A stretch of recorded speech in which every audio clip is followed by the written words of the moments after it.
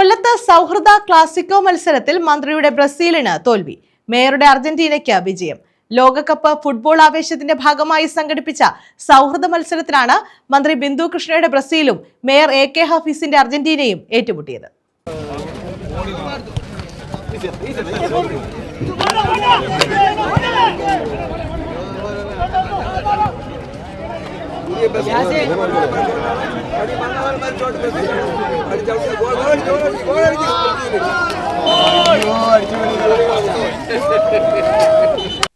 ബ്രസീലിന്റെയും അർജന്റീനയുടെയും ആരാധകരുടെ ആരവങ്ങൾക്കിടെയാണ് മന്ത്രി ബിന്ദു കൃഷ്ണയുടെ ബ്രസീൽ ടീമും മേയർ AK ഹഫീസിന്റെ അർജന്റീന ടീമും സൗഹൃദ മത്സരത്തിൽ ഏറ്റുമുട്ടിയത്. ആവേശകരമായ മത്സരത്തിൽ 2-1 AK ഹഫീസിന്റെ നേതൃത്വത്തിലുള്ള അർജന്റീന ടീം വിജയിച്ചു.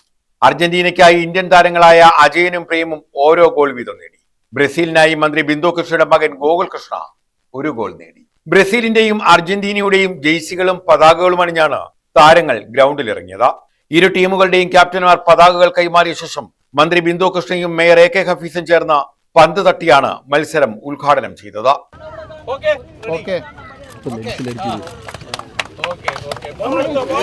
ആദ്യ നിമിഷങ്ങൾ മുതൽ ആവേശകരമായ നീക്കങ്ങളാണ് നടന്നത്.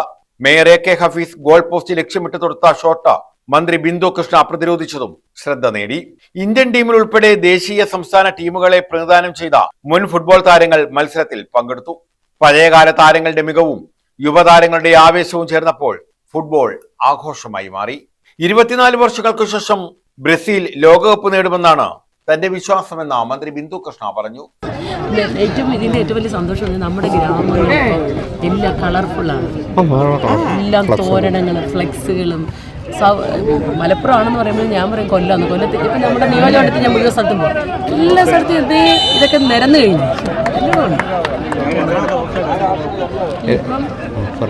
ഇപ്പം കുറച്ചധികമൊക്കെ അത്രയും ശ്രദ്ധ മാറുന്നു. മുമ്പൊക്കെ ഇതൊക്കെ മാത്രമേ ഉള്ളായിരുന്നു.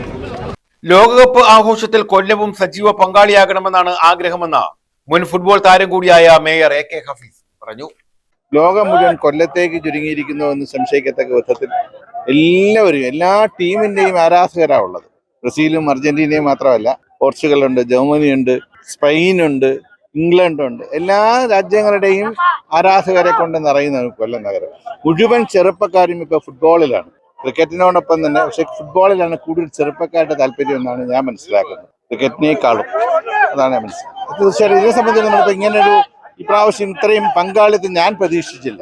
ജനപങ്കാളിത്തം ഇപ്പൊ തന്നെ ധാരാളം ആളുകൾ ഇവിടെ കാണാൻ വന്നിട്ടുണ്ട്. വലിയ അറിയിപ്പോ മുന്നൊരുക്കങ്ങളൊന്നും ഇല്ലാതെ നടത്തിയതാണ്. വെറും 72 മണിക്കൂർ പോലും ശരിയായിട്ട് കിട്ടിയിട്ടില്ല. അതിനകം കൊണ്ട് ഉണ്ടാക്കി സംഘടിപ്പിച്ചെടുത്താണ് ഈ ടീമായാലും ഇതിന്റെ സംഘാടനവും എല്ലാം അങ്ങനെ നടന്നത്. 72 മണിക്കൂർ നടന്ന. ന്യൂസ് ബ്യൂറോ, കൊല്ലം.